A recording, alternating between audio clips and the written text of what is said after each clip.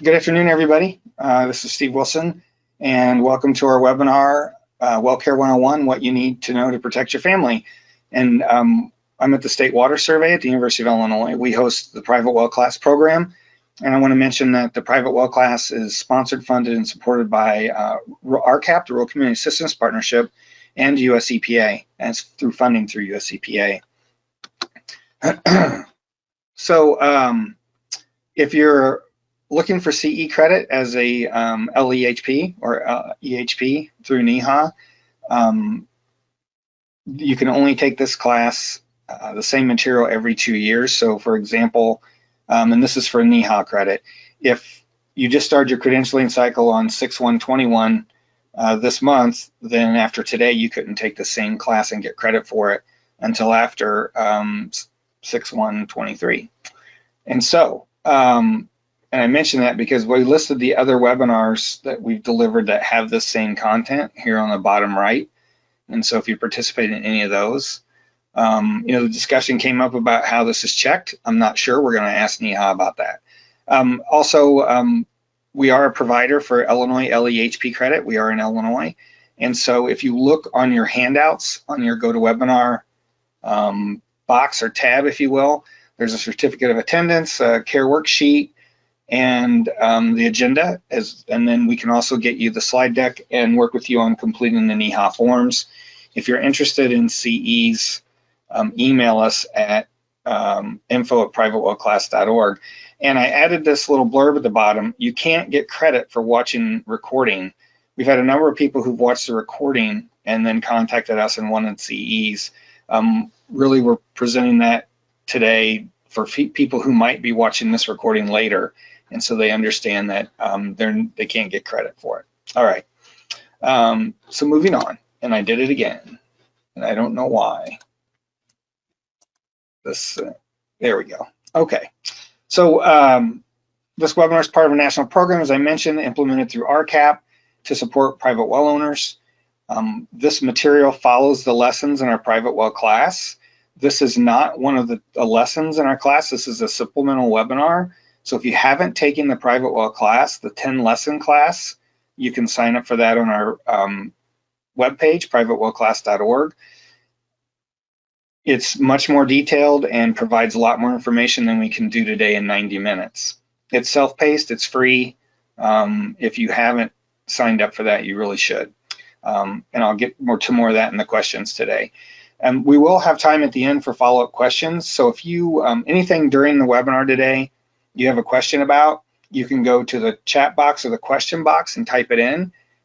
Katie Buckley's monitoring that and is creating a list of those questions, which we'll be able to pull up on the screen at the end and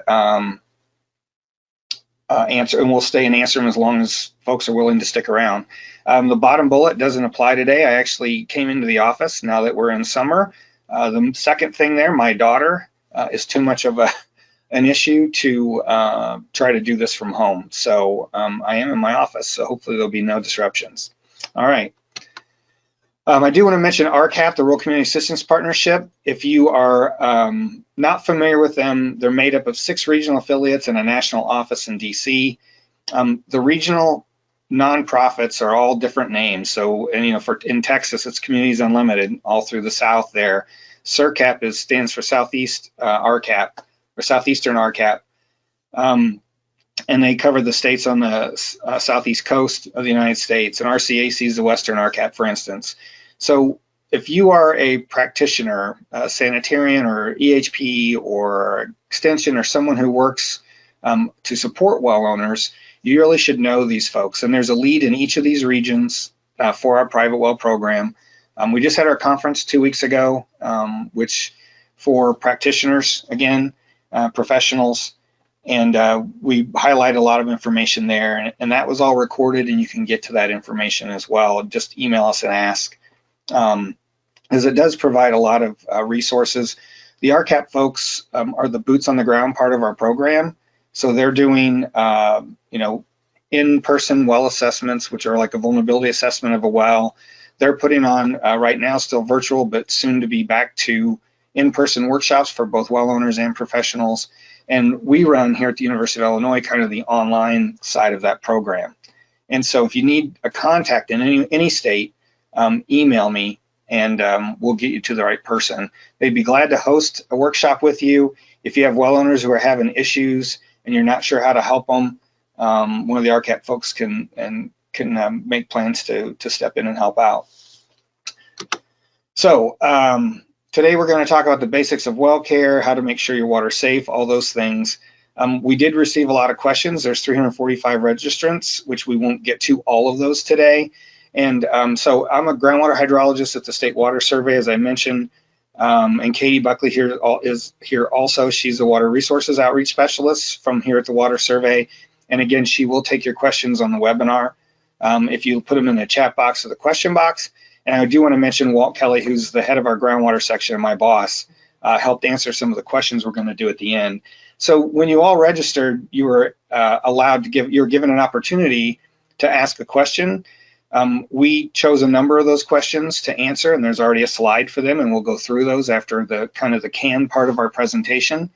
And so, yeah, that's really where we're at today. But if you do have other questions, make sure and type them in today, and we'll get to them at the end. So a little bit about the Water Survey, if you're not familiar.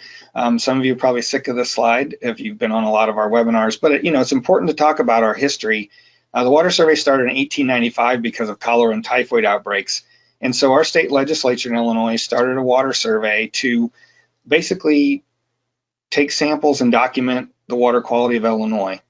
And so that led to a lot of other things. Today, the Water Survey is 121 years old, or 126 years old, excuse me. We have groundwater, surface water, atmospheric science, chemistry sections.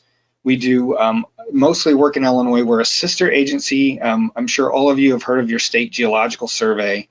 Illinois is just the only state with a sister agency that's a state water survey. We deal with all things water in the state, as well as programs like this one that are nationwide. And so it's an important thing because we were involved with a lot of seminal work related to groundwater and wastewater technology, and I mean, you name it. There's a lot of cool history here, and now we're 120 or so employees. As an example, I show this a lot too, but this is a typhoid outbreak in Pana, Illinois in 1916.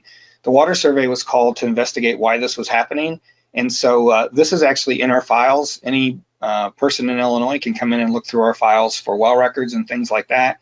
If you go to the Pana set of records, this is still in there today. It shows the work that we did in 1916 to figure out what happened. It's an interesting story because only half the town was sewered, and 3 years before they'd built a water treatment plant, the first one for the community, but they didn't run it because the mayor didn't want, it was too expensive. The mayor felt it was too expensive to run, so they weren't running their water through a treatment plant. So, our folks went down there assuming that one of those was the culprit, and it turned out it was the Pana Ice Cream Company, shown with the arrows in the middle of the screen. Everybody got their milk from the Pana Ice Cream Company, one large tank with a bucket, and that got contaminated, and that was the single source for all the cases of typhoid they had at the time. So just, there's a lot of cool stuff in our history and what we've helped do and support the folks in Illinois. And this is another cool picture. This is one of our lab folks from 1930. Working, look at the lab equipment. It's galvanized pipe and a lot of old stuff here, but it's all documented in our records. So today we're here to talk about private wells. Some things to remember: they're not regulated. It's up to the owner and user to be sure the water is safe to drink and the system is maintained. What I mean by that is most states now have rules on how a well is constructed, and it has to be constructed by a licensed driller. But once it's installed and in place, the owner of the well is responsible for doing those things, and no one's going to come test it for you or make sure it's safe. That's on you. And you have to remember that well water can be the best tasting and safest in the world, but many contaminants are colorless, odorless, and have no taste. So you can't go by if it smells, if it has a color, or if it tastes funny. Obviously, those things mean something could be wrong, but it doesn't mean your water's safe if it doesn't have those issues. Anytime you notice a change in anything, you should certainly get it sampled. But things like arsenic, naturally occurring arsenic, you're not going to see it, you're not going to taste it, it's just in there. And so you have to sample to understand what your water quality is.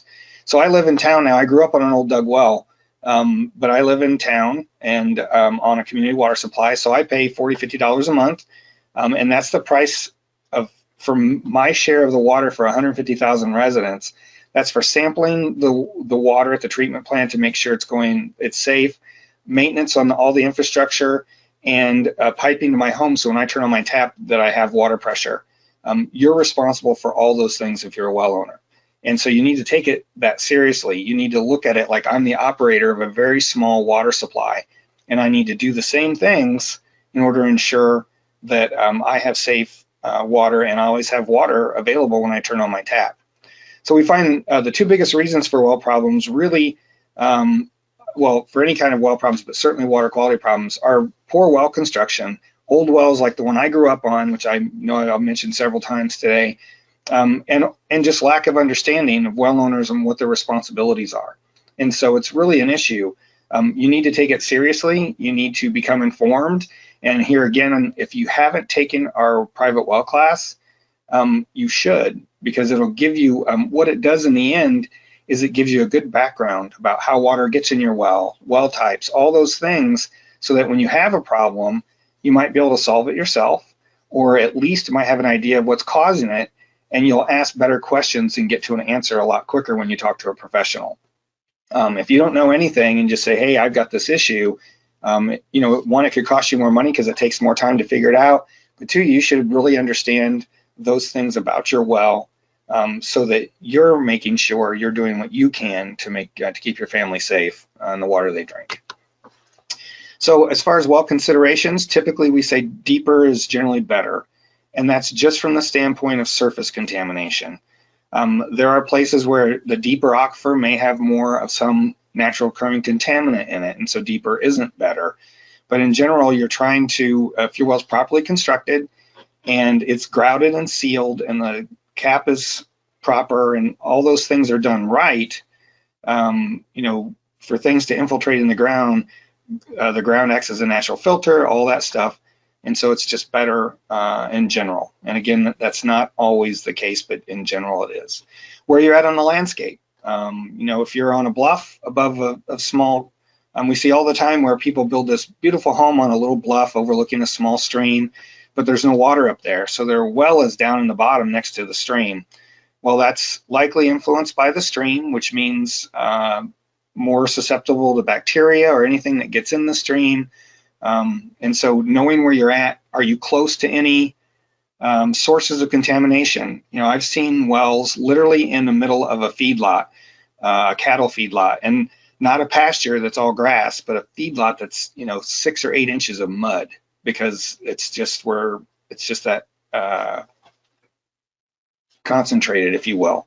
Groundwater flow direction, that's not an easy thing to know, but in some cases we know the groundwater flow direction. If it's a major aquifer, we've got water, like in Illinois, I run several monitoring well networks, and from those we take water level measurements, so we can, the elevation of the water, we can tell which direction it's flowing. Water flows downhill, right? If I poured water on a table and lifted one end up, it'd run down the table. Well, that's what happens in the ground. It flows because of pressure. And so higher pressure, higher water level, lower pressure, lower water level tells you which direction the water is flowing in the ground. And in some cases, your state geological survey or water survey or DNR, depending on who your agency is, that maps aquifers, may be able to tell you the flow direction in your area. If you have a very shallow well, it's most likely the flow direction is with the landscape. The water table typically follows the landscape and down to a low spot, like to a stream or a river or a ditch where the water would discharge and become surface water. And then again, knowing the area surrounding your well. Do you store things near your well? Are you a farmer and you have pesticides stored in the barn, or is there again a feedlot or anything like that might be an issue? These are things you need to understand that can be a source of contamination. So correcting poor well construction. Every state but 2 has well construction code. Pennsylvania and Alaska do not, although I know at least Alaska is working on trying to get that changed.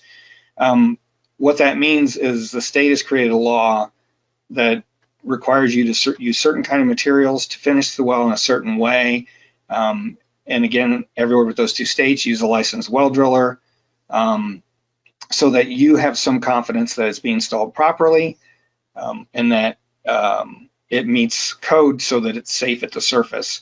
Now, the problem is well construction code only has existed for about the last 40 or 50 years at the most. I think in Illinois it's 1968.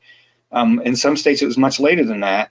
And any wells that were already in existence before that were grandfathered in. So we run across wells still today that are well over 100 years old. Some of them may have been installed in a really great way, but probably don't have grout around the annulus, for instance.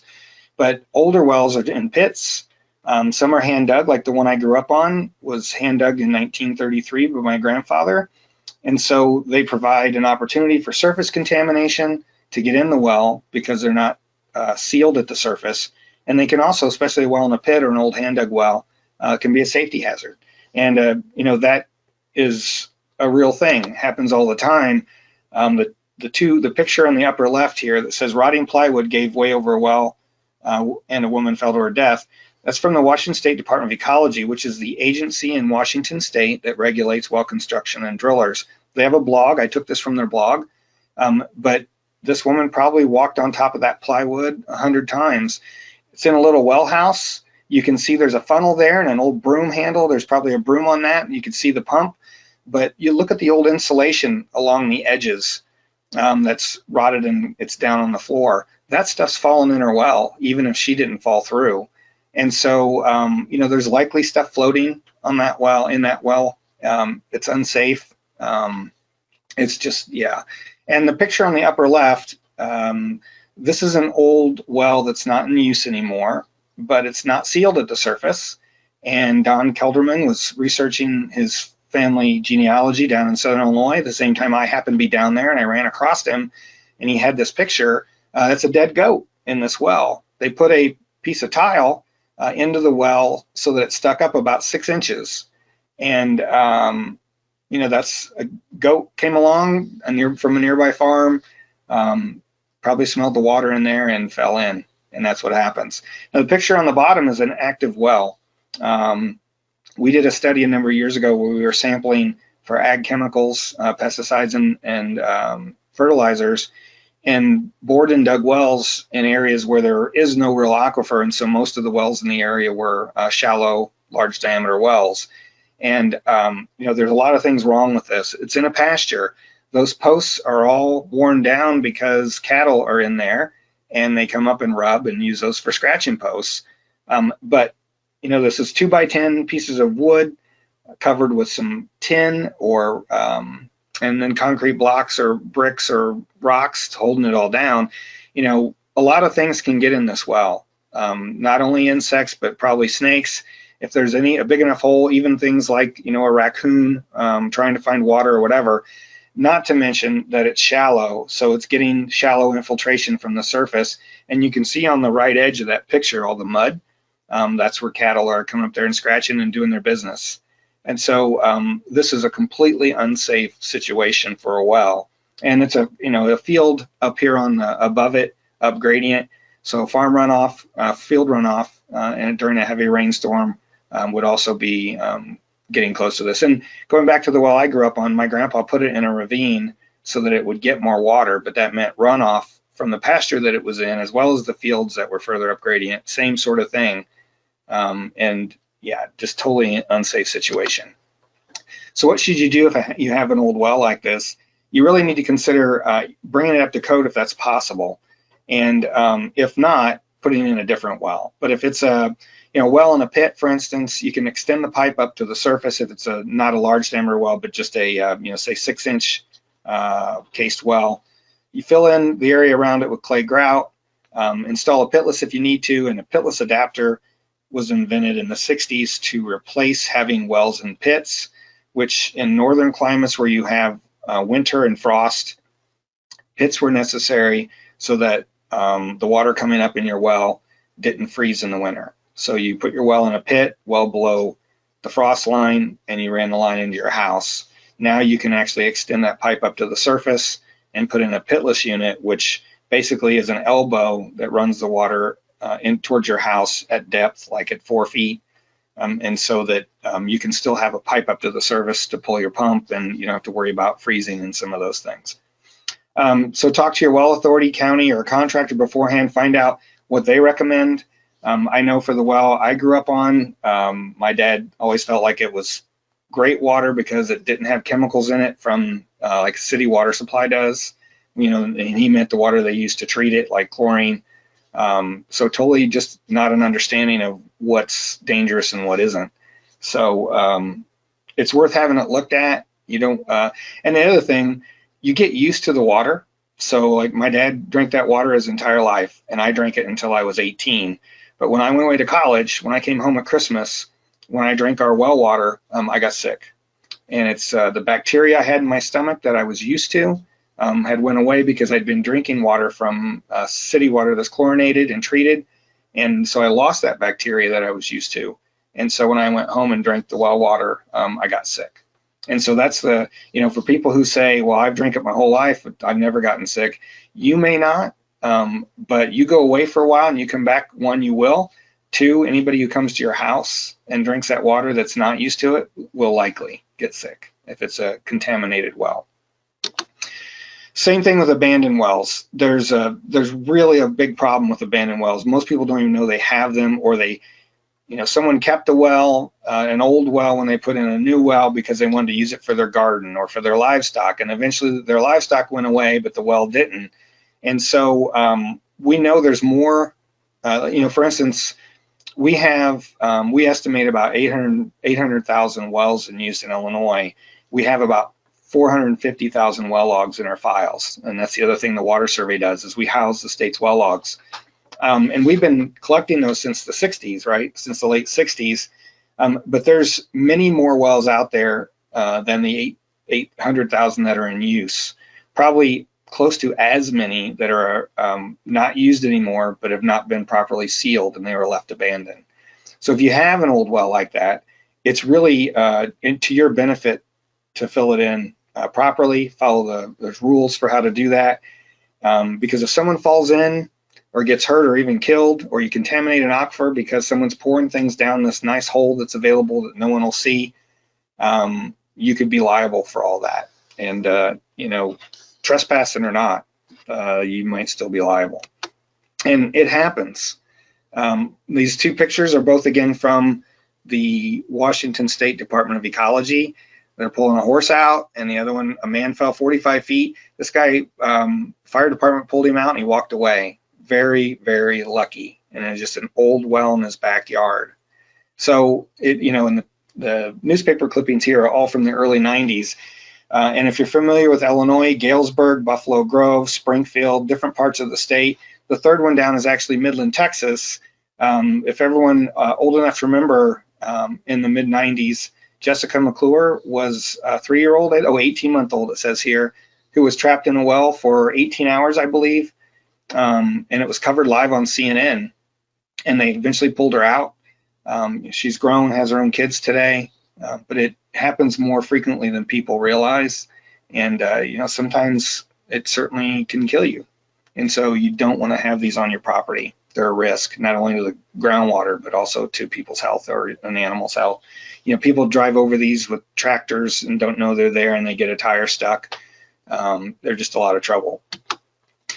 So as far as basic well care, the first thing we'd say is you should probably use a licensed well driller, pump installer, or contractor when constructing, servicing, or repairing a well. Some people do have the wherewithal to do this themselves, and in some states like Illinois, you're allowed to drill your own well on your own property for your own use. You can't do it for anybody else. You can't make money off of it. You have to have a license to do any of those other things. But it's a rare person that I found who has those capabilities. You see YouTube videos about making your own well, all that stuff. You're taking a huge risk there with something that is meant to be, it's essential to, your family. Putting in a sand point, those are not protective. They're shallow, they're in sandy environments. If you do anything near the well, there's livestock, there's farming, anything near the well, it's gonna get in that well because it's shallow and it doesn't have any kind of grout or anything to protect it. and you've hammered a screen in 15 or 20 feet. I would not want to drink water from a well like that. In fact, in one of our counties that's along the Illinois River, Mason County, it's all sand, but it's over 100 feet of sand. And what I tell well owners over there is, if I were going to build a house or put a well in Mason County, I'd have the driller go all the way till they hit bedrock at 100 feet, and then I'd put the screen at the very bottom. Because sand's a natural filter of things from the surface. We know that things like nitrate, if you did a profile with depth of nitrate contamination, it gets less as you move deeper, because it gets used by the bacteria naturally in the soil and geology, and it eventually breaks down, and you're much less likely to have contamination. Sand points are a bad thing. Some states have totally outlawed them, and I'm not sure what the law is in Illinois anymore, but there's a lot of sand points out there. Most states have a guide on rules. Understand, it's worth your time to understand what the rules are in your state. So, for instance, I mentioned earlier that Pennsylvania doesn't license drillers. Well, I had someone on one of our webinars send me an email saying, yes, they do, blah, blah, blah, blah. And so I usually have changed that, and I forgot to today, because it's not that they don't license drillers, but anyone can be a well driller. Anyone can get a well driller's license. There's no test. There's no continuing education. You just have to pay a fee. So I could today go on their website and get a driller's license for Pennsylvania, and it's really not worth the paper it's printed on. Having a license in Pennsylvania doesn't mean that you're experienced or qualified. And so what I tell folks in Pennsylvania is, you should look. National Groundwater Association represents drillers over the country. They have a master driller program where you can take extra classes and pass an additional test to become certified as a master driller through NGWA. It's not the same as a state license, but it means they've at least done some due diligence to prove they know what they're doing. And so it's on you to make sure that you hire the right person and that they're qualified. And so understanding the rules is certainly a part of that. And every state has these guidelines, again, except two. So for basic well care, if you have a regular, not a large diameter well, but a well like this one, it should have a vented screen. If it has an vent on it, it needs to have a screen. It should be elevated. Most states have rules. Illinois, I think it's 18 inches, so that way, if there's any ponding, it won't overtop the well. You should try not to put your well in a location where it could be overtopped. I know, I don't know if I include it in this presentation, but there's two wells that are on the drive over to where I grew up near my mom's house that are both 8 or 9 feet high. And that's because the only place to find water was along a small stream. And when it floods, the 100-year flood level is about 6 feet at that location. So they have solid pipe up to 8 or 9 feet so that well can't be overtopped. Now, it's a pain when they have to do any work on the well, because they have to be up at the top of the well, but it prevents any kind of overtopping for flooding, getting in the well and contaminating and that sort of thing. Make sure it's accessible. I've seen wells in basements, in garages, under garages, just places where you're never going to be able to work on that well again, and you're going to need a new well if you don't take care of it.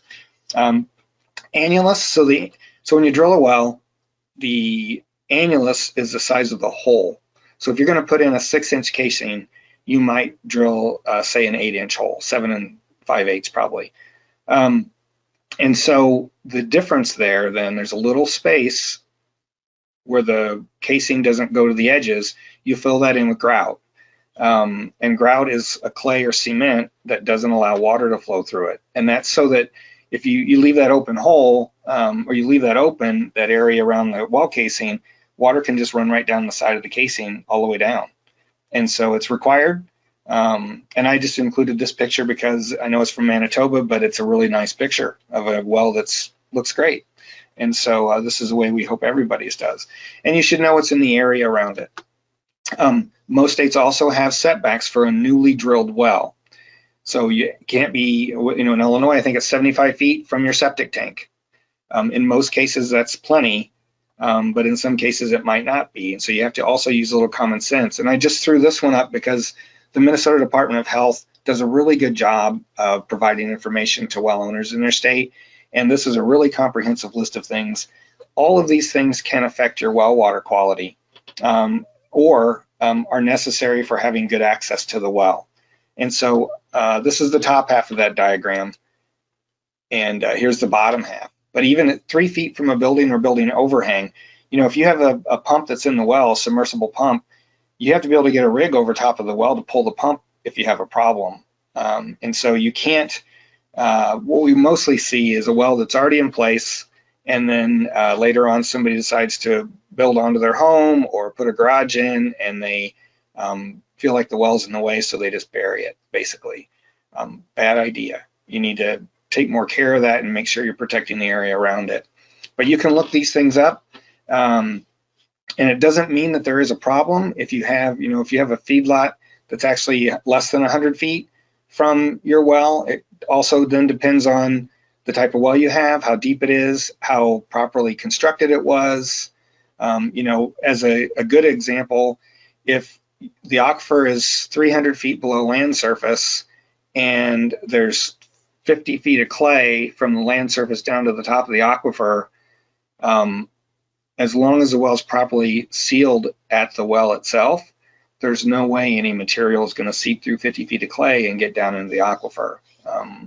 We've proven that by testing and looking at things like nitrate, which are fairly ubiquitous in shallow environments because of farming in Illinois. We have deeper aquifers where it's still background levels of less than 3 milligrams per liter. So there's more factors that go into it, but these are just precautions. And there's even now there's rules in some states that if you're in a sensitive environment, like it's all sand near the surface, they may have setbacks that are farther. And that's, again, because they know things are going to infiltrate in those areas into the ground, and your well needs to be further from them. As far as septic systems, we don't talk a lot about septic systems in this program, but we do a webinar once a year, and that's next month, just to let you know. And we'll cover some of the same material, but in more depth.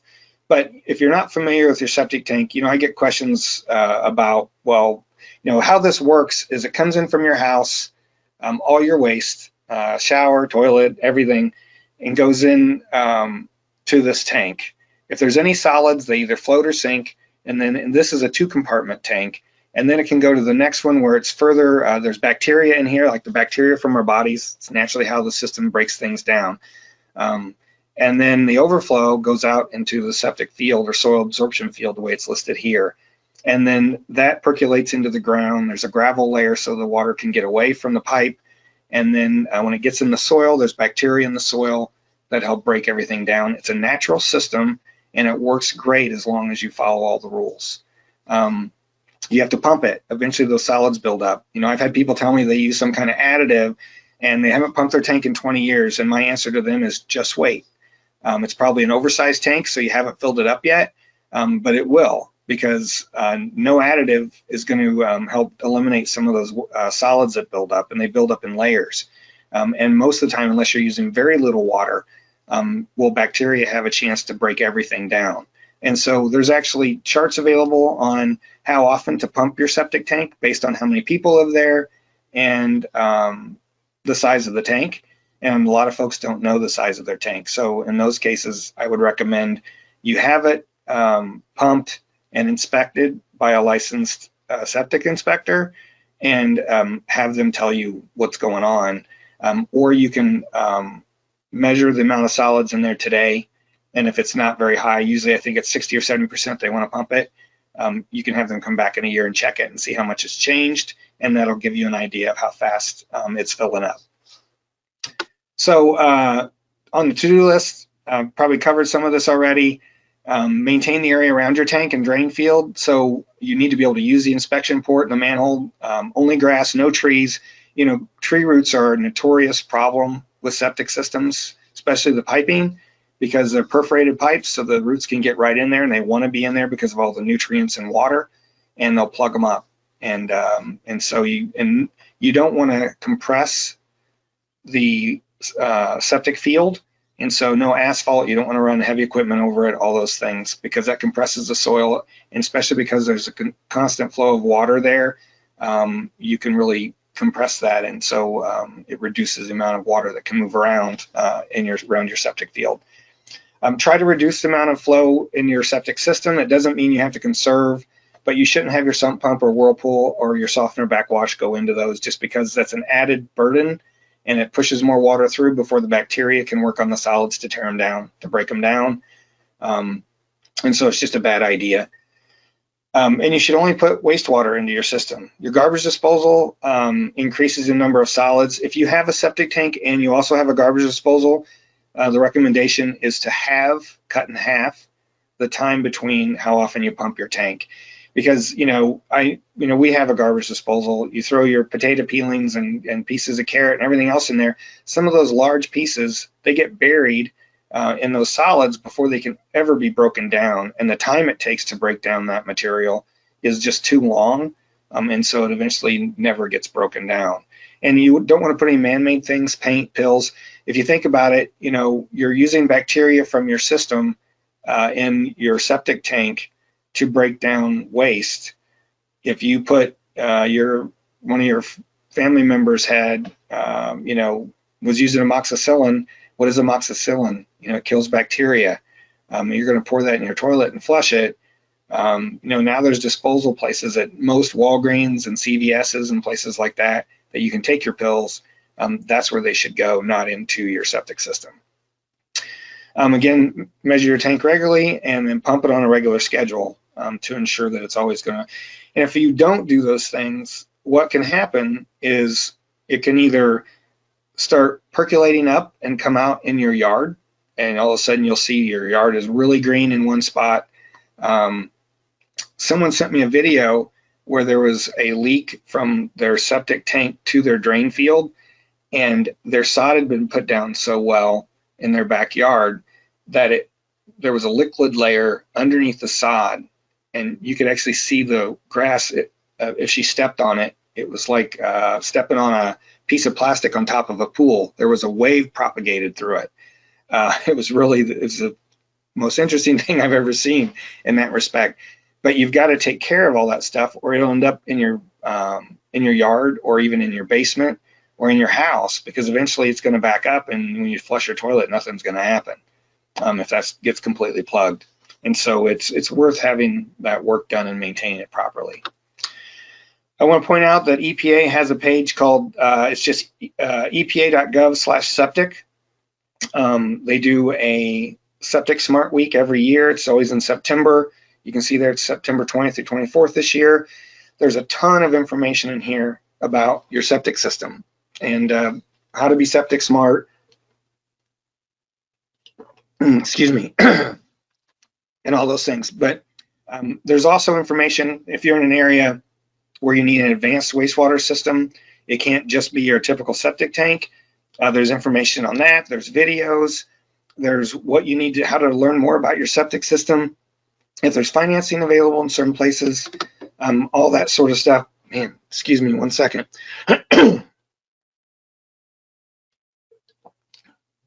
And so there's a lot here, and I just recommend you take a look. Even diagrams that show you how that works. So like this is septic systems and drinking water. So even if your well's on one side of the house and your drain fields for your septic tank is on the other side, there are times where that can still happen. The flow direction in the aquifer, it's fairly shallow, and so it can reach the water table, and eventually if there's enough, it could show up in your well. And sometimes when we see bacterial contamination, this is exactly what the case is. And so the only way you know is to test. It's meant to be safe and protective, but the other thing that can happen is you have a shallow well.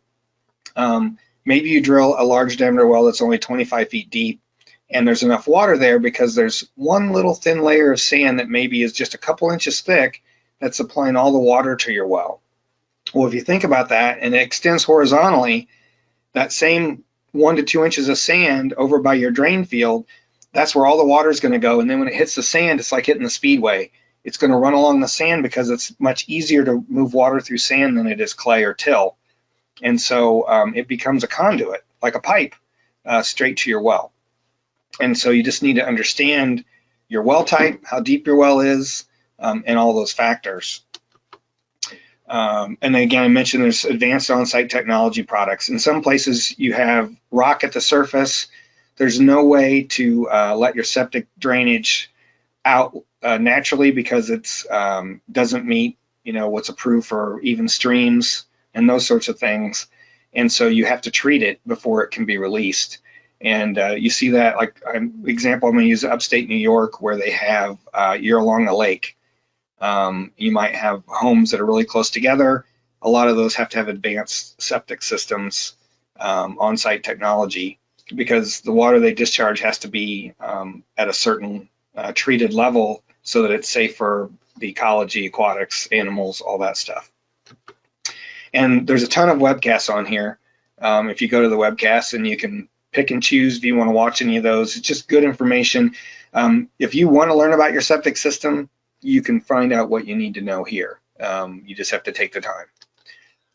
So the other thing is testing. The big rule is you test annually for coliform and nitrate, and then every 3 to 5 years, and I'll explain that in a minute for other things. Any other time you should test it is if it's every well's been opened, or if you have any kind of change in taste, odor, or color. And so it's it's just necessary, and it's should be an expected part of your maintenance for your well. And so what do you test for? Well, it really depends on your situation. I'm going to give you a list of things we recommend for everyone, but I'm also going to show you why you need to do a little more work to understand what might be happening near you. If your well is really deep and properly constructed, then you're less likely to be concerned about surface contaminants, for instance, but maybe there's naturally occurring contaminants in the bedrock. And in some areas, especially in the Northeast, there's uranium, there's arsenic. We have arsenic in some places in Illinois. The best thing to do is to ask your county or state or local health department. If they, for instance, Tazewell County in Illinois, I work with them a fair amount. It's an area where one of the sand and gravel aquifers has arsenic in it. And so in that area, certainly we'd recommend people test for arsenic because it can be pretty high.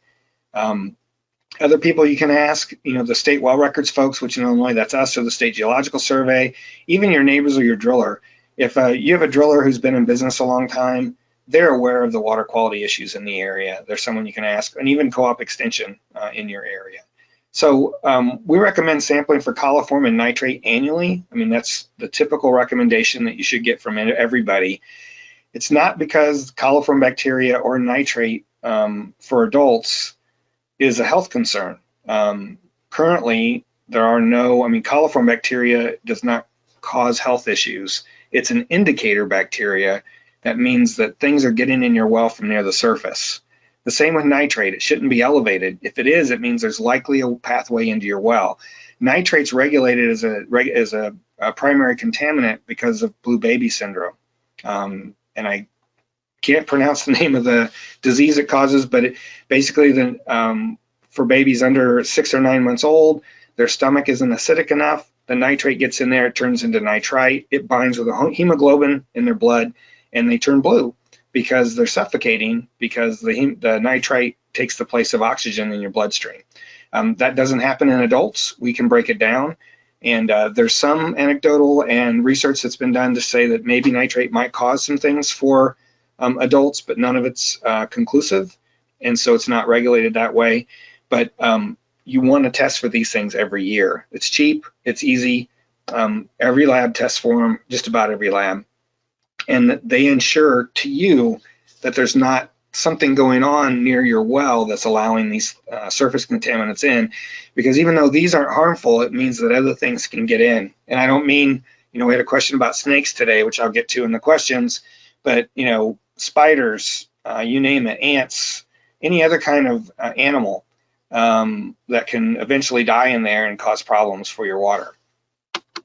So here's some examples. Massachusetts Department of Environmental Protection has this page on their website. If you live in Massachusetts, you can type in your address, and if you have a bedrock well, they'll tell you whether there's you should be concerned about arsenic or uranium.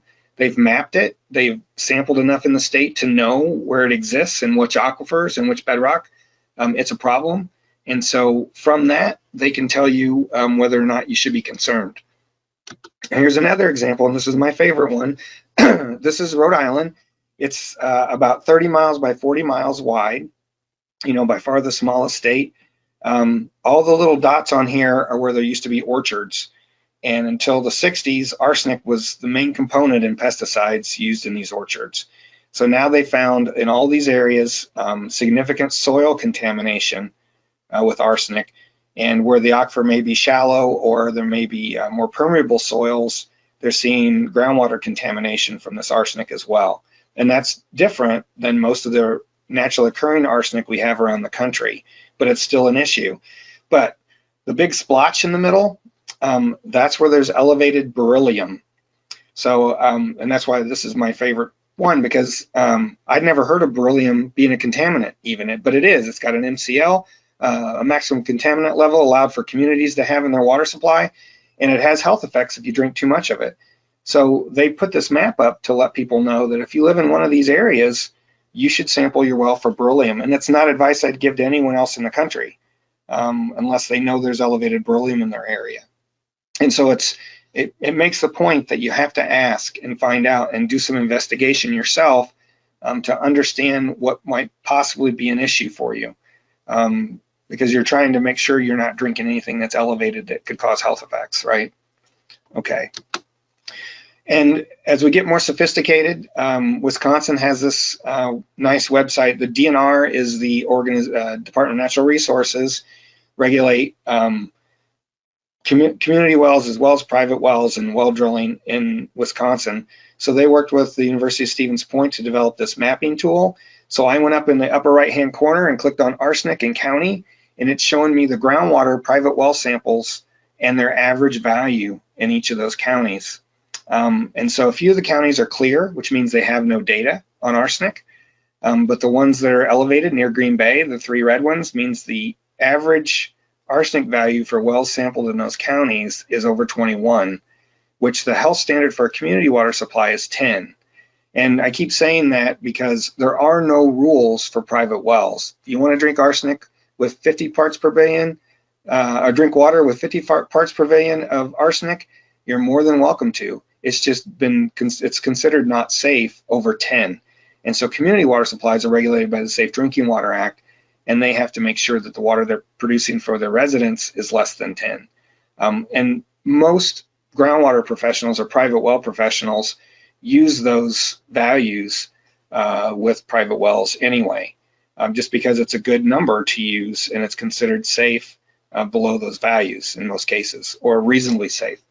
And so you can see the area. So if I was going to move to near Green Bay and buy a house with a well, I'd certainly want to know if I'd want to have the well tested, and which we recommend anyone buying a house anywhere with a well, you get it tested first. Don't sign on the dotted line until you've tested it and understand. And if I'm the seller, I'm going to test my well before I try to sell it. And if it has anything wrong with it, I'm going to install treatment like for arsenic, so that when I sell my house, I have confidence that I'm not going to hurt my property value because the buyer decides to test and finds arsenic and walks away, because that stuff happens all the time. So here's what we recommend just in general for general chemistry. Again, coliform nitrate annually, just for the reasons I mentioned before, because they indicate a pathway in your well. And then these other things are all, some are in the ground and some, like zinc and cadmium, if you have galvanized piping, copper, if you have copper piping, you're not going to find those in elevated levels in the ground or in groundwater per se, but you need to sample because it's what you drink that matters. And I'll go over an example in a little bit, but the water in the ground may be very different than the water coming out of your kitchen tap. And that's because of the treatment you have, softener, and filter, RO, whatever you might have, as well as the piping in your home. And so, because like all the lead issues that you hear about in the news, those aren't because of natural occurring lead in the ground and the water's coming up with lead in it. It's because of lead pipes or lead solder with copper pipes or galvanized pipes that can have up to 11% lead. And so those are for your drinking water, this is what we recommend. And like sulfate and pH, iron's a aesthetic problem. It's not a health problem, but too much iron causes staining and other issues. And so it's good to know. And a lot of people use a filter to remove iron,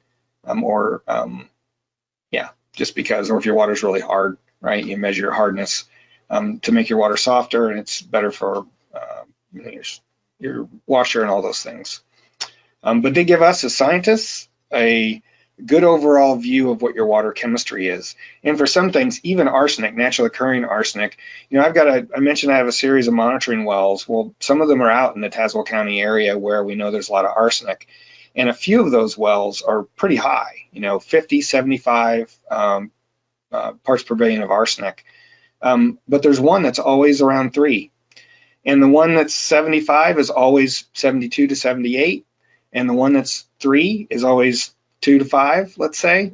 It doesn't change. They're deeper aquifers, so the water quality is fairly consistent based on the mineralogy of the source grain, the source materials in the soil in the aquifer. And so it shouldn't change dramatically. And so if you test today and then you test in 5 years and things are all over the map, pH is much different or some other things going on, then you need to ask why. Because it's probably not the aquifer. It's probably something in your plumbing or with your pump, or your well maybe has a crack in the casing and it's getting water from a shallower unit. Any of those things, the value should be fairly consistent, just like even TDS should be, total dissolved solids, should be pretty similar in the raw water. So where you get it analyzed, so every state accredits labs. There's a certification program nationally, again under the Safe Drinking Water Act, so that communities have to use a certified lab to get their water analysis done to ensure that those samples are done accurately. Well, as a private well owner, you can also use those same labs. And some states have their own programs for private well sampling, others may not, but there's private labs you can use. But when you talk to a lab, they should be able to give you sampling instructions, explain what you need to do if you need to store it, send you the bottles with an instruction set. For instance, even in less ideal conditions, still understanding what's needed is important. And so my son rented a house out in the country near Champaign, and it was an old dug well. So I wanted to get the water tested. He didn't seem to care that much, which really annoys me, but it's the way it is. And so our lab tests for inorganics and metals, but at the time didn't sample for bacteria. And the county health department sends samples to the state lab, the IDPH lab, just for coliform bacteria.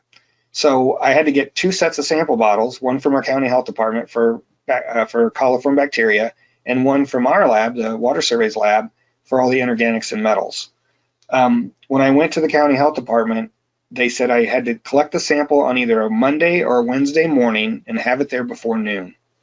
And the situation in Illinois is that if you're going to send them to the state lab, they have a courier that comes around twice a week, Mondays and Wednesdays, and picks up samples and takes them there because there's a 48-hour holding time to be within the method stuff for how to collect and get that analyzed. And so I had to collect it on a Monday morning and take it in there and have it there before noon. So there may be, rules, if you will, like that, that might not be quite as convenient as we'd all like, but they should be able to give you all that detailed information, is my point. And you should be able to ask them questions. We have people tell us all the time, well, this lab they wouldn't even offer what I should test for, and I didn't know what to test for. And so I work with labs a lot to try to convince them to have somebody on staff who can answer well owner questions. Because what I tell you as a well owner is if you talk to a lab that can't answer your questions, go find a different lab. Don't take a chance. Make sure you find somebody knowledgeable who understands your issues and can answer well questions, or go somewhere else. And that they should be able to provide all that for you. Now, as far as interpreting results, our bottom line is you should take it to your local health department and ask them to give you an answer on what all that means. That's their job. They're there to help you. There are websites, and I'm going to show you one because it's pretty good, that can give you a sense of your results. But in the end, especially if you have a result that says that you need to add treatment or some kind of risk, then you go back to your health department and have them help you. And that's the best advice we can give you. And so depending on what you find, you may want to resample. If it seems odd or it just doesn't exist in that area, if the health department's like, well, that's really odd. But because labs can make mistakes too, so maybe sample for that particular constituent again. And then if you do have bacteria and it's a coliform sample, then have it tested for E. coli, because E. coli can harm you. And you can have coliform without E. coli, but a lot of times you see both. And you want to not drink that water until you've confirmed that, and then chlorinated or disinfected your well. That should say disinfected, and you're sure the water you're drinking is safe. And so that would entail, if you like shock chlorinate your well, then you need to collect a sample after that and get it tested again to make sure it's not still there, because it could be, before you start drinking it. So this is the tool I wanted to mention. It's from New Hampshire Department of Environmental Services. It's called the Be Well Informed Guide. So down the bottom right corner or left corner, it says enter your well test results. So you go to this page, it asks you in the upper right what town or city. One of the options is anonymous. And I use this every once in a while, and I always put in anonymous because it's usually not a sample from New Hampshire. But if you're from New Hampshire, put in your town. That way their health department has information. You're not giving them anything else that would say it's you, per se, but it helps them understand where they have issues in New Hampshire related to certain constituents. So I typed in 15 micrograms per liter. The units is a drop-down, milligrams per liter, micrograms per liter, ppm, ppb. This is a really nice tool because so many people don't understand how to convert units. And so if it's 15 micrograms per liter is the same as 15 ppb, and milligrams is the same as ppm. So if the lab reports it as 0.015 milligrams per liter, you'd want to put it in that way. But most of the tools like this one from on other websites, I know there's a couple with extension, they ask you to convert it before you put it in. You only have the choice of milligrams per liter. And we find that leads to a lot of problems. When you take our class, there's a pre-test and a post-test. And in the pre-test, one of the questions asks you to convert units. And it's just to point out that you may have to do that, right? Only 27% of the people who've taken the pre-test get that question right. If you're like me, I don't use nearly as much math today as I used to or when I was in high school. And so you lose some of that, and it's easy to slip a digit or do whatever or convert the wrong way. And so this is an advantage, and this is a nice tool because you can put it in the units that the lab gives you the data in. So if the lab gives it to me as 15 micrograms per liter, that's what I'd put in. If they gave it to me as 0.015 milligrams per liter, then I click on mg/L.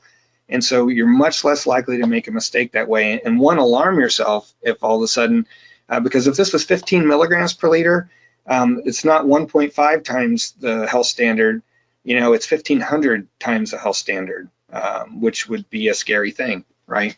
So then you click on submit, and it gives you a result. 15 micrograms per liter, which is 0.015 milligrams per liter, is above the standard of 0.01 milligrams per liter, which is 10 micrograms per liter, for the drinking water standard.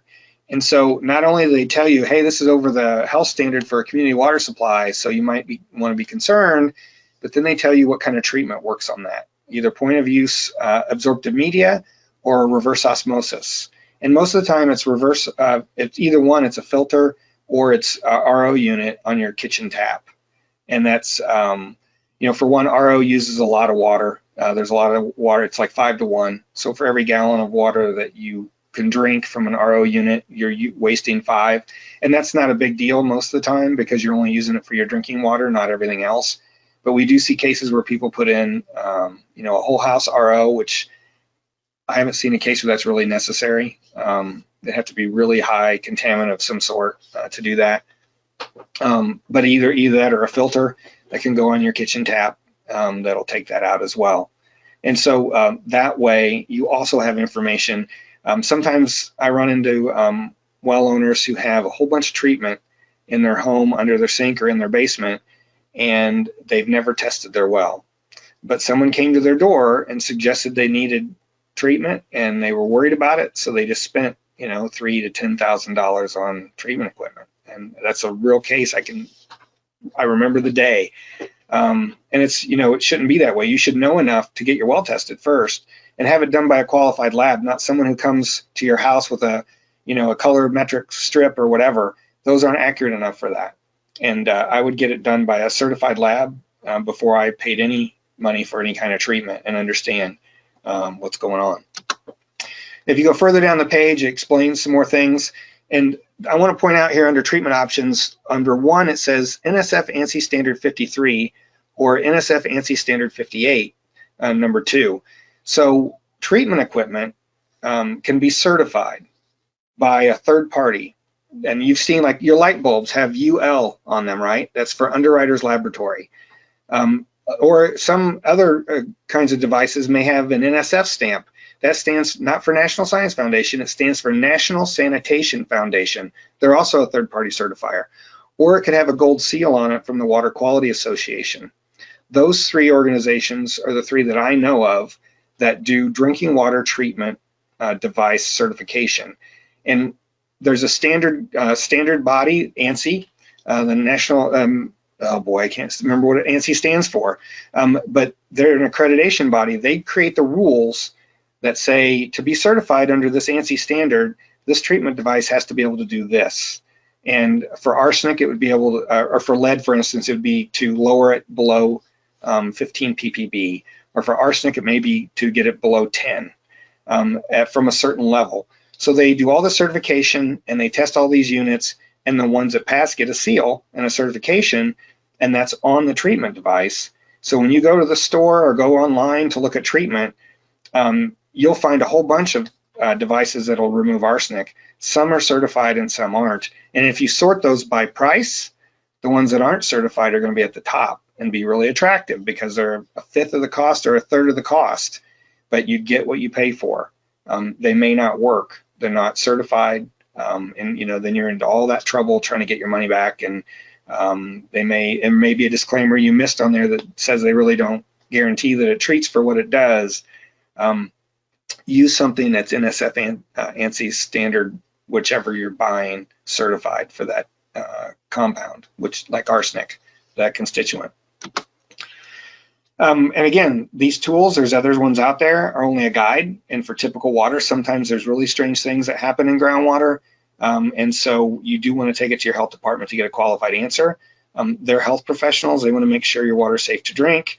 And they can't tell you not to drink your water or condemn your well. They can only recommend it. And I want to caveat that because recently there's been an uptick in rules being created at a local level. So for instance, I was in Massachusetts a few years ago and talked to some of the local health districts there.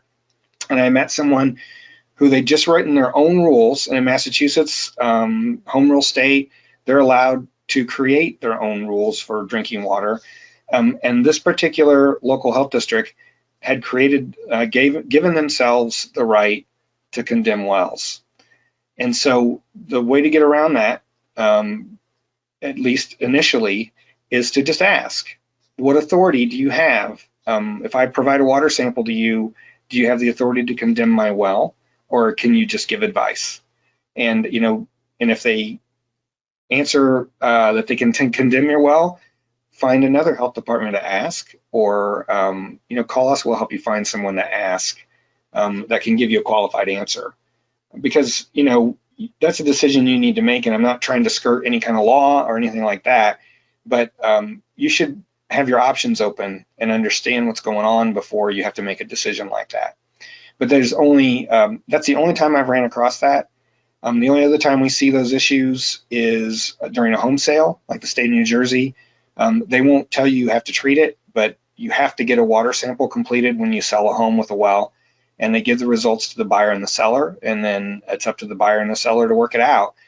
Rhode Island created a rule a few years ago that it's tied to the home inspection, not the home inspection, a building inspector authority of a building inspector. And so I know if you get a water, or you're selling a home, you have to get a water sample done, and you have to remediate that if they find anything that needs treatment. And the building inspectors have the authority to condemn a property that doesn't add treatment. So those are the only places I know where it's really something to be caveated. And again, that only happens in Rhode Island during a home sale. But you should be aware of those things. So,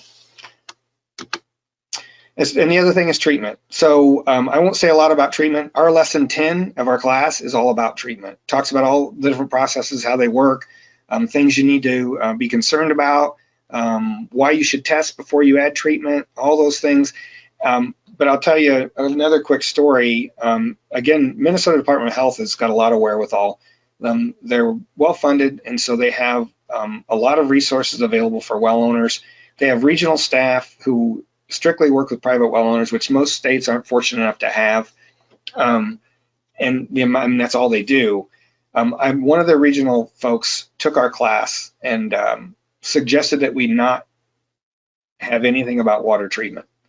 And what he's seen in the field is that more people who have treatment don't know how to take care of it, don't replace things when they're supposed to, don't change the cartridge or whatever it might be, and those become the source of contamination because they get fouled and they get bacteria in them, all those sorts of things.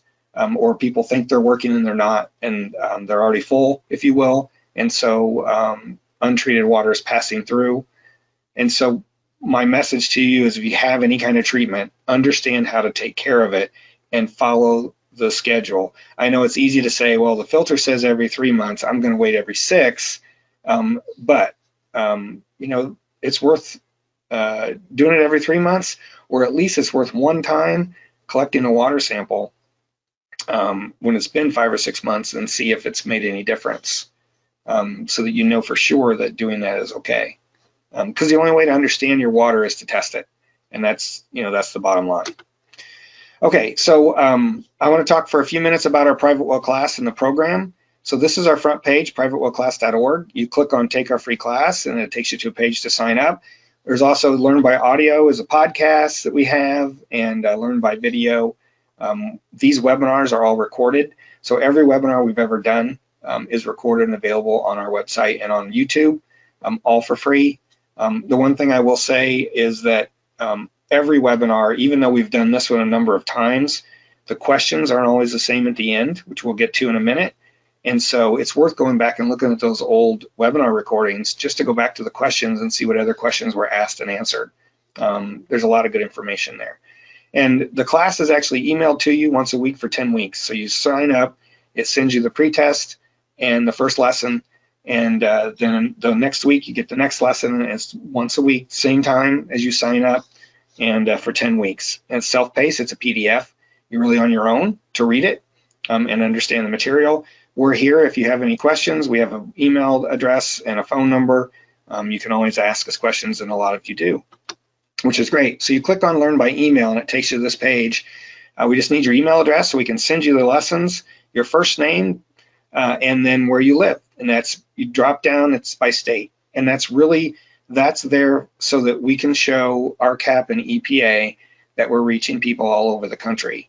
And, we've had over 9,000 people take our class, not only from all 50 states, but from a number of other countries. And so it's been pretty successful in that respect. And so it's that simple. For each lesson, under the resource library tab, like the first lesson is the science of groundwater. There's all these other resources that we provided. Some of them are actually, some of the figures that are in the lesson come from these other resources, like the Raymond Lyle ones under the science of groundwater. He had a great way of explaining things. And even though those are older documents, groundwater hasn't changed, and how groundwater moves to the ground hasn't changed. And so it's a really good explanation, and they're both worth looking at. He was at Cornell a number of years ago. So all of these are meant to provide additional resources, like if you happen to have a flowing well, the groundwater and well contamination, the first one under there is a Michigan Flowing Well Handbook. Michigan was losing 28 million gallons of groundwater a day to flowing wells, so they passed a law and now require those to be capped and sealed. So they're under pressure, they can't just discharge groundwater. And that book explains about everything there is to explain about flowing wells. It's pretty interesting, and will give you a good feel for that if you're in one of those situations.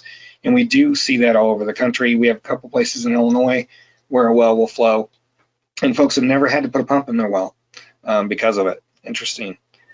As I mentioned, all of our webinars are recorded. This is when we did on groundwater and well construction in May last year. It's again on under resource library, or it's actually under webinars and events. You can go to past webinars and there's this list. Things like funding and financing options. We actually have done this, I guess no, this was the last one, October of 2020. There are a few programs available nationally for people who need help, but it's really based on income, and it's pretty low standard. I mean, you have to be, your income has to be pretty darn low to qualify for these funds from USDA. But it's all explained in here. And for other things like abandoning wells, there's other resources, maybe locally. I know in Illinois, in some soil and water conservation districts, they have a program with a cost share abandoning a well, up to $500, I think, and usually it costs less than $1,000 total. Take a look at that. We've done some specific ones. The last time we did this on lead was in 2018. We had an expert come on from Virginia Tech and help us talk about this issue with wells, because again, it's not the well, it's usually the premise plumbing, and it could be the drop pipe, or the pump itself may have some leaded components. And so it's about understanding all that and how to sample and all those things. And then I mentioned we are doing one next month on septic systems. We do this every July. We again bring in a septic expert from Massachusetts, where they have some of the strictest rules in the country on septic and on-site treatment. And so he's here to answer your questions. He's been very helpful. He's helped me for the last 3 or 4 years, and he's actually an RCAP employee, and so and a former sanitarian. Then we have these training videos that are just 4 to 6 minutes long. What is a groundwater? What is a sand and gravel aquifer? What is a sand and gravel well? What do I do after a flood? What do I do after a fire? Why does my well keep losing pressure? This one, or how does my pressure tank work? And that particular video I just mentioned, how does my pressure tank work, has had over 400,000 views since 2016. And we attribute that to there not being a lot of good information about pressure tanks out there to help homeowners, and a lot of people having pressure problems and wanting to change that. So, if it's undersized or the pressure switches aren't set correctly, you can really have an issue and not have enough water pressure. And so these are just on one topic, 4 to 6 minutes, that explain what's going on there. So it's really understanding your well and your log and where your water's coming from, how deep your well is, what your pump setting is, if it's in how deep your water's coming from, if you have a screen or not. A sand and gravel well has a screen, most bedrock wells do not. Just understanding all those things is what this class will help you understand. And so also about naturally occurring contaminants and water quality. And what I try to tell people is, it'll give you enough background. It's like a one-on-one course so that you can ask better questions, or the right questions, from your local contacts and sources of information. And one of the lessons is just about how to find local resources, because so many people contact us. What's like, well, did you try looking online? And they'd call first. And it's like, if you just did a little investigation, you're going to find out a lot of stuff that's available online these days related to locally. Just like, our state geological survey has a mapping tool. And someone called me this morning asking about whether they should drill a well deeper or not. And I got on our state geological survey's website, pulled up the area, and started looking at the wells. And most of those well logs have pumping information on them. Like when they installed the well, the static was 41 feet, and they pumped it for 20 gallons per minute for 2 hours, and it dropped to 51 feet. Well, there was only 15 feet of sand. So there's a deeper aquifer that's provides a tremendous amount of water. And so my advice to them was to go deeper and get into the deeper aquifer, because their well went dry, the one they had, and rather than put another well in the same unit, I would go deeper. And so that's what I told them. And then the last thing is sample your well. It's really, that's the basis of everything. For you to really understand what's going on, you need to have your well sampled, your water sampled. And I'm going to get to in a minute. Our lab usually asks people to collect 2 sets, and one outside at a spigot where it's before any kind of treatment, and that's actually more of a groundwater sample, and then one at the kitchen tap that's more of a drinking water sample after it's been through treatment and all your piping in your house and things like that. So the idea here is to help well owners understand why their well is important, why they need to understand how it works, and how to protect themselves from risk. I didn't change this slide. This is from last time. Many of the 40+ questions you all asked are answered in the class lessons. Well, we got a lot more than 40 questions this time because we have a lot more people on the webinar this time. I think I answered about 15 or 16 of them. And what I'll tell you right now is if I didn't answer your question and you really, and you notice that or whatever, feel free to put it in the question box.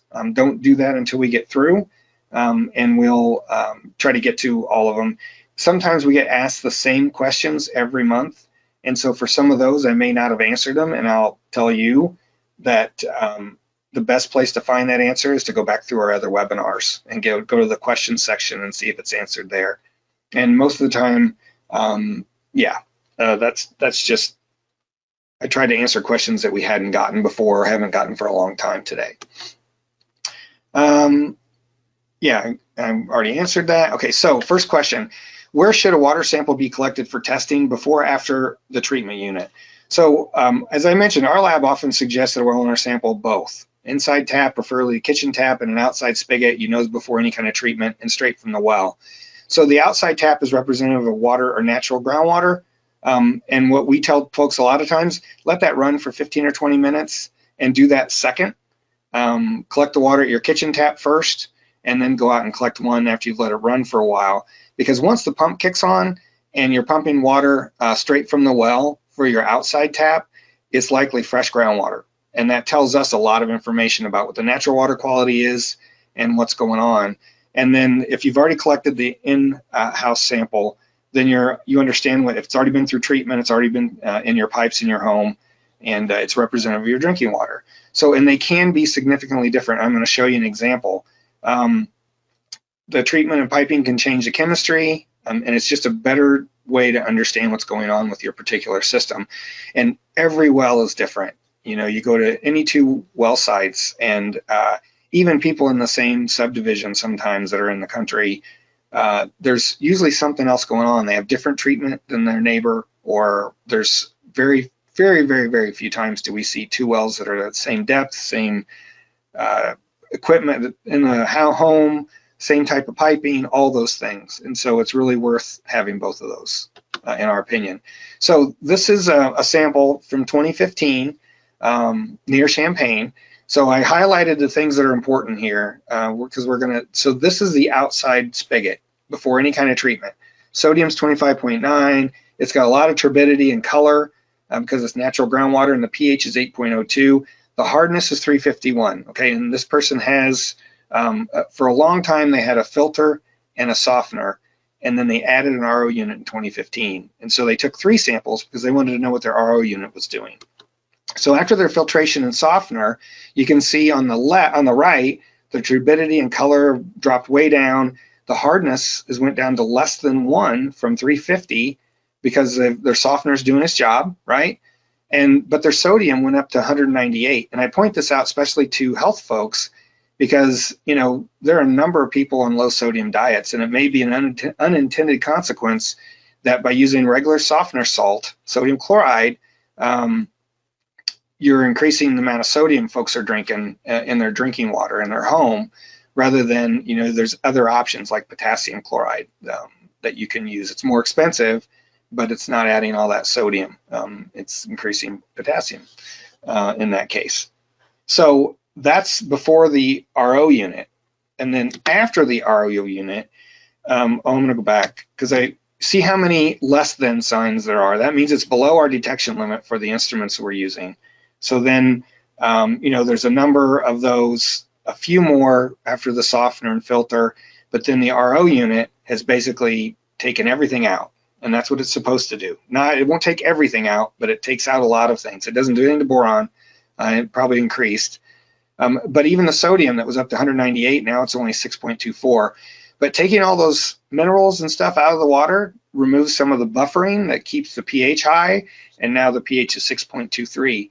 So for most RO units, that's not a big deal because it's not going to run through all your pipes. But if you happen to have a whole house RO unit and then you ran, the pH here started at over 8, which is above neutral, right?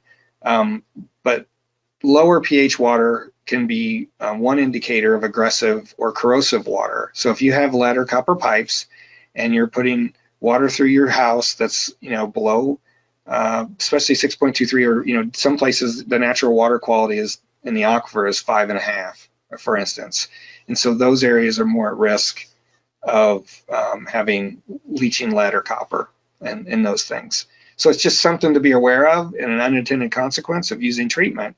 Again, it's only for water that's running through all your pipes is it going to pick up any of that information, or any of that lead or whatever. And so, this is actually showing that his RO unit's doing his job, along with, then he had a filter and a softener. But it's just interesting how the chemistry can change so much from the ground to your kitchen tap. Okay, finding a good driller. How do I find resources for choosing a driller in my area? What questions should I ask a potential driller? Okay, just like any other major purchase or repair, you need to do your homework. And you need to ask, one, you may need them for the future, especially if they install your pump and the lines into your home. So there's really a lot to consider. I would ask friends and neighbors for recommendations. There's probably at least 2 or 3 drillers in your area. I would make sure they have a license. Again, in Pennsylvania or Alaska, I'd ask if they're certified through NGWA, because having a driller's license really doesn't mean a lot in Pennsylvania. It just means you paid a fee. NGWA also has a contractor lookup on their website, and what that means is that driller or their company is a member of NGWA, and that may not mean a lot to some people. It means that they're active in their industry. They're trying to participate with their peers. I would use a driller that's certified or at least a member of NGWA before one that isn't in most cases. I'd ask to see a sample contract. Find out they need to have the right insurance. They have to, all those things. It's explained more in our lesson, and that's what I said here at the bottom, described in more detail in lesson 7 in our class. There's there's a lot to consider. But and I would also, and this is, I would find a contractor who can do not only the well, but also all the plumbing. Some contractors only do the well, but in the end, then if someone else does all the lines to your house and the pressure tank and everything else, now you've got 2 people to deal with. And we have seen situations where one says, well, that's a well problem. The other says, no, that's a problem with the piping and the the system. And no one wants to take responsibility. But if you have one person do all of it, then you have one person to deal with. And so, and I'd ask a lot of other questions. Your contract, make sure you get a copy of the log that's filed with the state if they require it, as well as the detailed notes that they took when drilling. Drillers collect information about the geology when they drill because it helps them with drilling another well nearby. So they understand the geology of the area better. Ask for all that information. We've had cases where someone didn't have that in their contract and they went back to their driller and asked for it and they wouldn't give it to them. And I've even offered to be the heavy there and put pressure on them and make sure other people know that they're doing that, because you should be able to get a copy of your well log if you paid somebody to drill your well. So have it in the contract, and make sure they're fully insured. Again, I said that already, I guess. But there's more information in our lesson 7, and if you take our class. How do I address too much iron in my well? Well, iron's not a health concern, as I mentioned before, but it certainly does cause staining. And this information originally came from our lab. I would start with a sediment filter, probably 5 micron, to remove any oxidized iron prior to treatment. So iron's in solution, it's dissolved. But when it hits air, it oxidizes and becomes iron oxide, and that's that red staining material. So if you can get filters that kind of make the water turbulent and create some air in there, and they'll take out a lot of that. But you also need to remove not only the oxidized iron, but also the dissolved iron. Your softener will remove a lot of iron, but it's not meant for just iron. And so you can get some that are specifically better at that, or you may need to get an iron filter, which it oxidizes the iron before it goes through the actual filter, so that it'll remove more of it. And I added in here, I'd also recommend testing for manganese.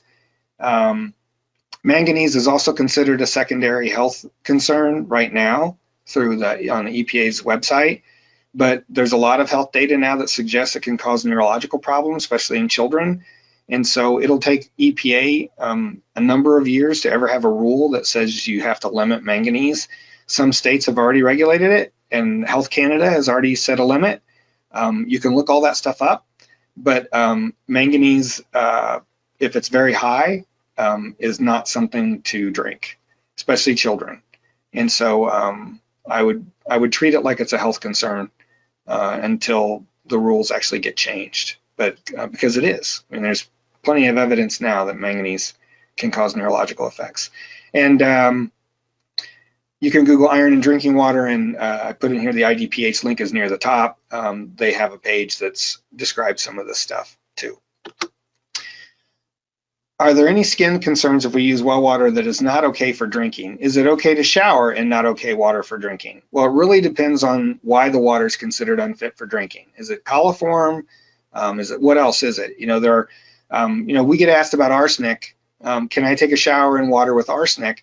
Well, arsenic dermally doesn't cause any problems. It's perfectly fine to shower in unless it was at some really high level that you don't see in groundwater, where it could be an acute problem. But other things might be. So it really matters. They might volatilize when they come out of the shower. So it really matters why your water was unfit. What does your water have in it, or what is it? But it's a health problem. And so the bottom line for us is we're not health professionals, and you really need to talk to your doctor about that, what's in your water, and if it's okay or a local health department to see if it's okay to shower in or not. Or to wash your hands with it and stuff like that. We're purchasing a new home. We tested the air for radon, and it is high, 15.1. We are having a radon mitigation company address that issue, but what about well water? So we've been asked about radon a number of times, and so I just use this as from a previous presentation. But it's mainly an inhalation issue, and this is from the EPA's website. If you Google basic information about radon in drinking water, you can get to this page. It's actually an archive page, but it's still available. So they have 168 cancer deaths per year, they estimate, because of radon. 89% of those are lung cancer caused by breathing radon released in the indoor air from water, which gets back to the shower and all those things, and 11% from stomach cancer caused by consuming water containing radon.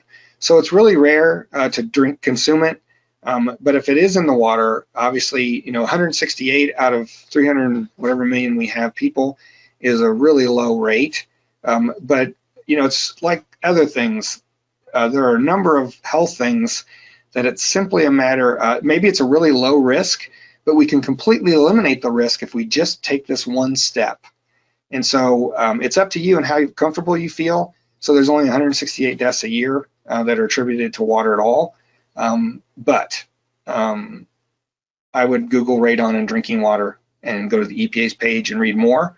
And then there are labs that do radon testing. It's a little tricky. You have to use an inverted bottle, and my boss can explain that more. He's done some of that testing. But yeah, again, my take would be if you can eliminate it completely, you might as well eliminate it completely. We are purchasing a new home. So this is actually part of the same question. I separated it into two because not only did they have radon problems, but also lead. So the lead was 0.012 ppm, which should we be concerned? Well, the health standard, I should say the MCL, the maximum contaminant level allowed by law through the Safe Drinking Water Act is 0.015. So it's below that. But that particular rule wasn't put at 15 ppm because that's a safe level of lead. In fact, we know now today that there is no safe level of lead in drinking water. Any lead whatsoever will bioaccumulate, cause all those, especially in children, can cause issues. And so you want to eliminate any lead you have in your water.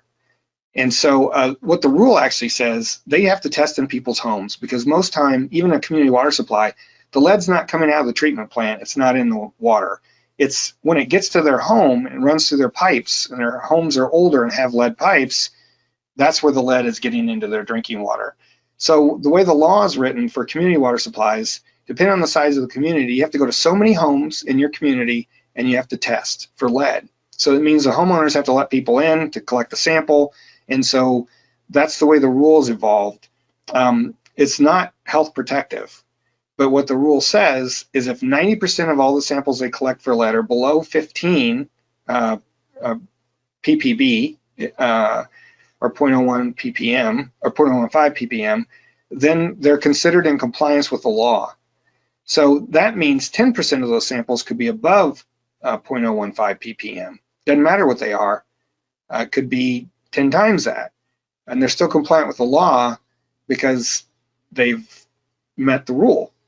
So as a homeowner, even in a community, you want to test your own home for lead, and if you have older pipes or you have copper pipes with lead solder, especially before 2015 when the lead-free rule really took effect, you want to make sure that water sitting in your pipes overnight isn't leaching lead. And so again, that ANSI standard 53 is for a filter. I know US EPA, the research folks, have tested filters for like Flint, Michigan, to give to homeowners there, and they worked much better than even the rules say they had to. They were removing lead down to below 15 from as high as over 1,000 in the raw water. And so you just want to make sure you're adding treatment that'll get rid of it. And so make sure it's compliant with it. NSF ANSI standard 53, when you look at the box, it's got to say certified there. As I've investigated every aspect of making my well safe, testing advice, contractors, filtration systems, people with general knowledge about well structure, all are mostly in the Chicago area. Ones I did contact gave me responses that didn't address my concern or didn't respond at all. I thought contractors, Department of Health, and others care about bringing safe water to families, and I apologize, it's very frustrating. I'm frustrated for you. If you're in Illinois, especially, you said Chicago area, so assuming you're close, but you know, in Illinois, you have the State Water Survey at your disposal as well. You know, we have a lab, we have the groundwater section where I work. We help folks with all those kinds of issues, and we can also lean on others. And so, you know, that's my email address. Let's talk about what's going on. And you know, it's like in any profession, there's always going to be a few bad apples, or those who may not do as well as others or be as engaged as others. And so I don't know if that's the case here or not, but if it is, then you know, I won't say that I can solve your problem, but I will certainly look into it. And so let me know. And if you're not in Illinois, we can also help. I'd be glad to. I've offered for well owners to call and find out what's going on when they can't get answers. I can be a nice thorn in somebody's side, and I don't mind doing that. But I will ask you, please take our class first and understand what local help might be available you didn't consider. Because it may be a different agency. You know, in Wisconsin, it's DNR.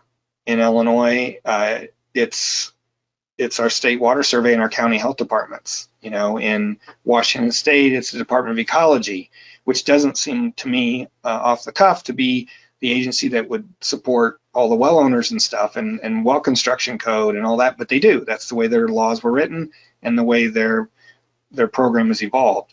So make sure you've exhausted all those.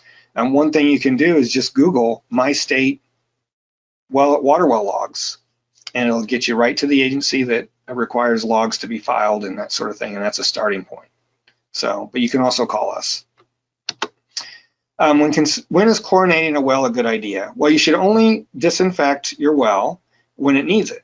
And the only way to know that is by sampling, and it shows that there's bacteria, probably coliform bacteria or E. coli.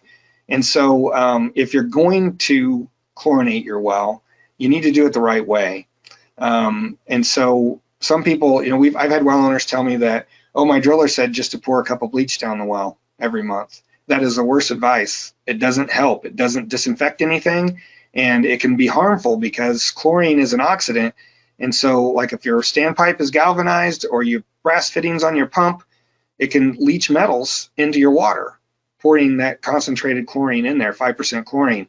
So we look through all the different guides that are available on how to disinfect your well. And the one we've chosen to use is from Minnesota Department of Health, because we think it's the most comprehensive and it's really useful. It has diagrams, charts, tells you how much to mix up the water, all that stuff. But again, you don't sample unless you have a problem from that you've shown you have bacteria, or you sample to find bacteria before you do any kind of disinfection, chlorine. And so this is on our website under those class resources I showed a while ago. I showed lessons 1 and 2. Under lesson 10, which is called Water Treatment Solutions, there's a link to this MDH well and water system disinfection. And it, like I said, it's got pictures. It tells you how to mix it so it's not too concentrated, what size well, depending on how much you're going to use. And it's not perfect.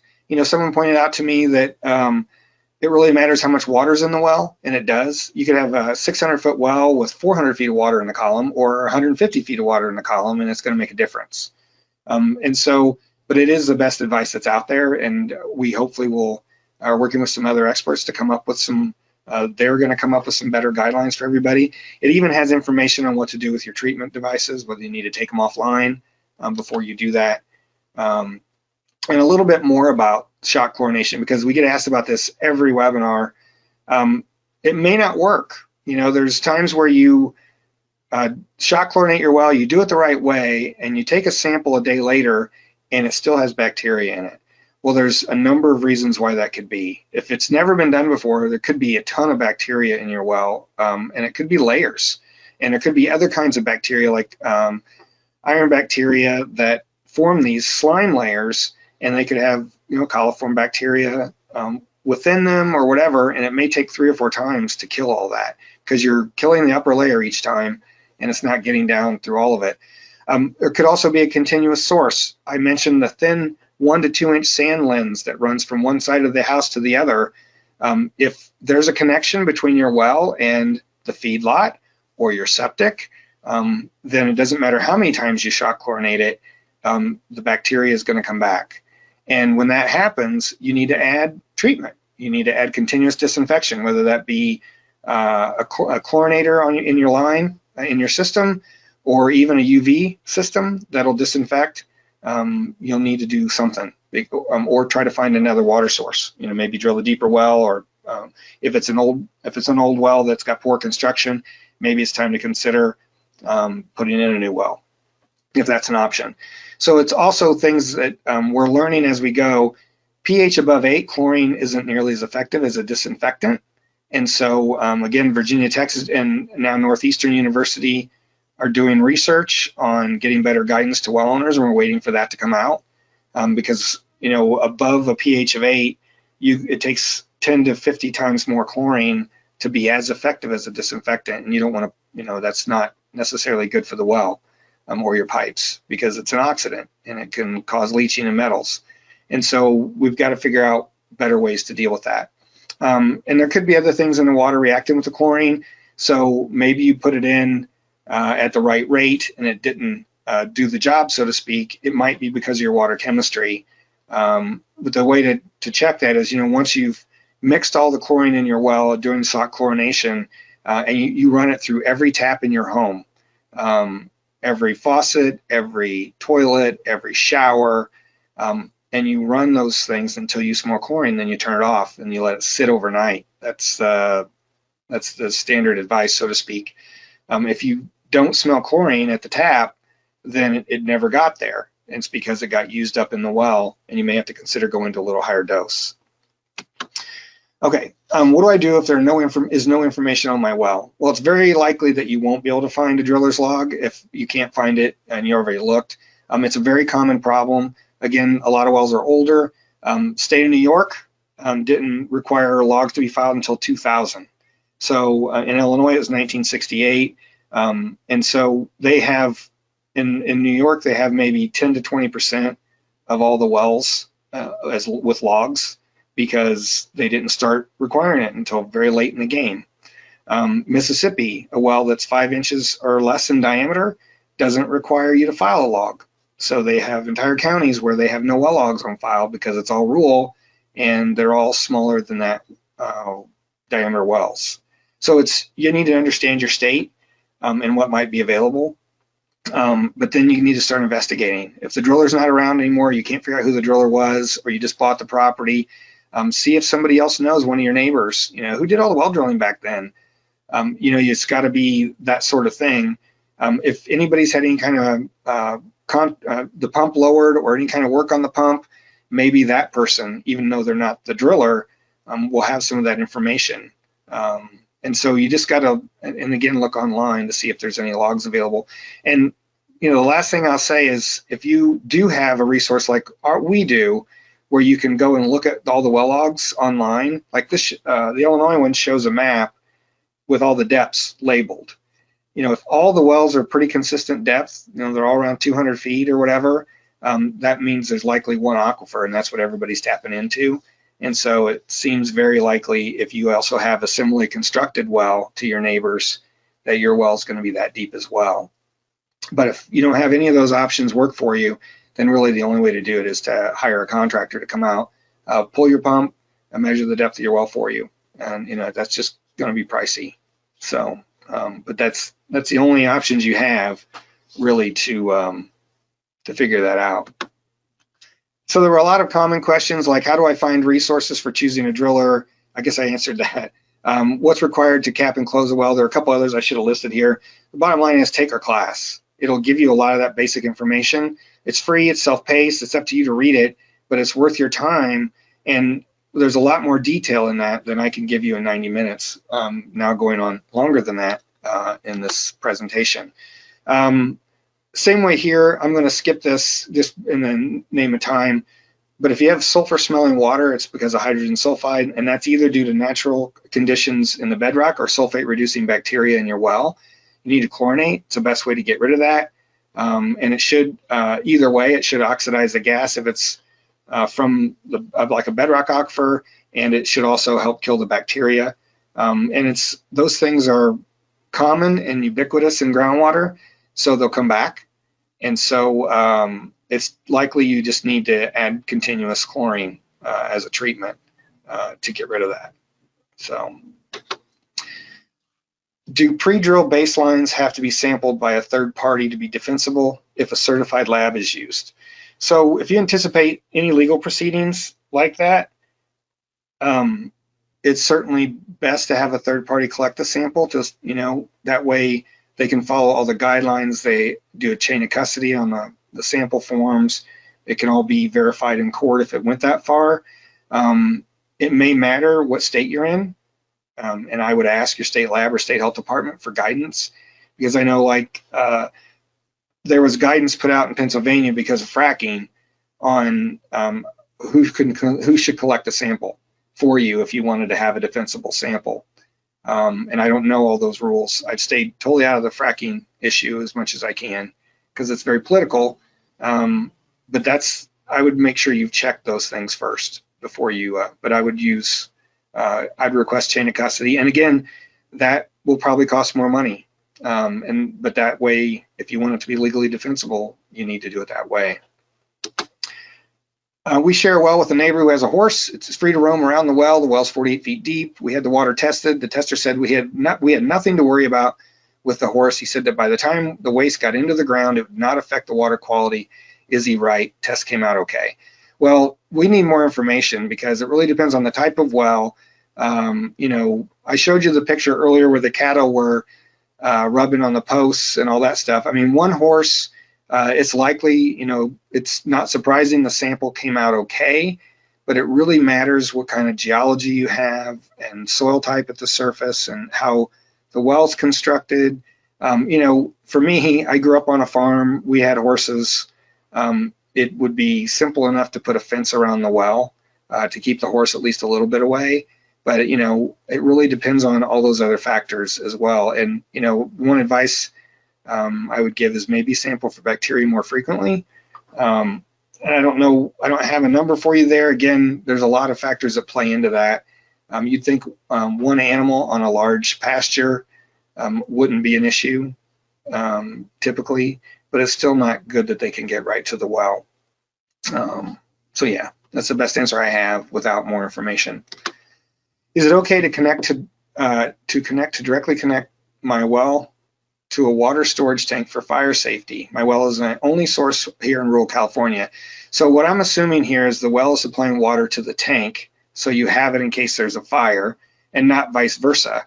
And so it's not meant to be an extra storage for your well in some way, because we do see that. Some people have large diameter wells that in the summer they haul water and pour it right into their well because it doesn't keep up.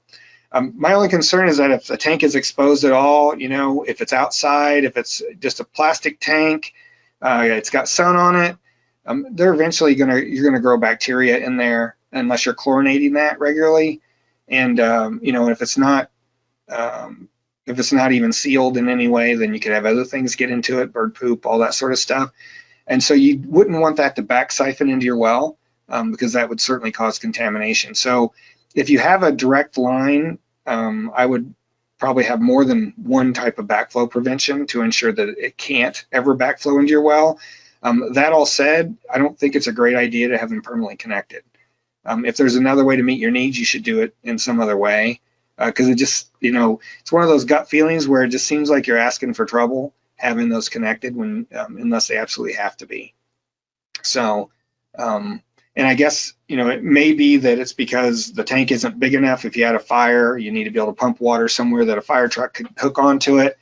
I don't know if there's a way to keep that separated until the time comes and you can hook it up then. I would just consider other options than leaving it permanently hooked up. I forgot to change the title here. This may sound gross, but my father-in-law had over 50 snakes found in his well after the water tasted funny. How do you avoid things like snakes getting in your well? Well, I hopefully have answered that already. And this, it indicates that there's a pathway into your well, obviously a lot bigger than what's needed for nitrate or bacteria. But that's why we do recommend coliform nitrate sampling annually. It would have found that a long time ago because those 50 snakes didn't just get there. They've been in there a long time. It's just they probably couldn't get out and they multiplied and there you go. So I'm guessing this is an older hand dug well like the one I grew up on, and they're really unsafe to start with.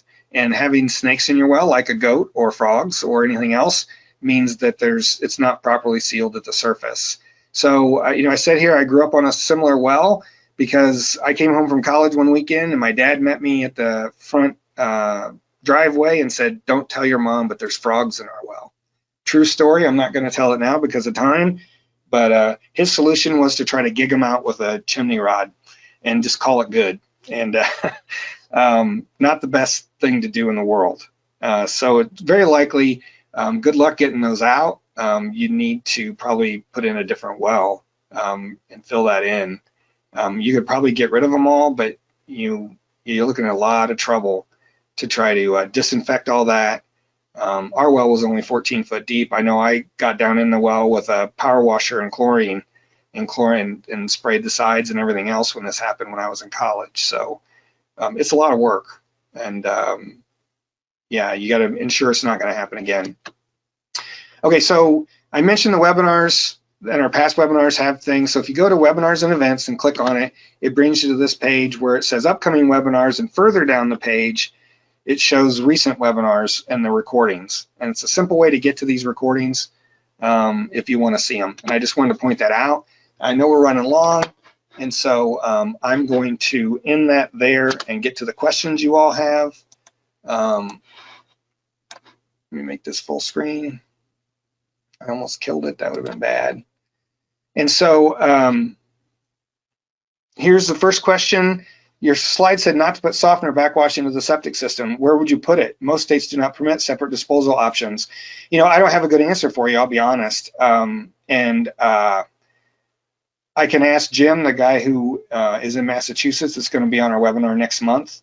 But I know in some states they certainly have outlawed those clear wells or other things to put them in. And it's, we've talked to the Water Quality Association about this before, and they've indicated that it's not necessarily harmful, but it doesn't make sense to put chlorinated water or put that water into your septic system because of the amount of flow it would be. It just doesn't allow your septic system to function properly. And so email me if you would at info@privatewellclass.org, and I will find you an answer to that, because I don't have a good one, and that's a good question. Okay, can nitrates and nitrites affect young chickens if they drink that water? I am from Delaware, and we've been getting that question here recently. I have no idea. I don't know. I don't know enough about chickens, even though I raised them growing up, to know if that would hurt chicks. Yeah, it's really a question for a vet, honestly. I don't have any idea, and it's really a health question. And so it's just not our area of expertise. So I think that's it for today. Thank you. Thanks for sticking around. And yeah, here's the information you need for emailing us and also for CE information. Okay. Thank you, everyone.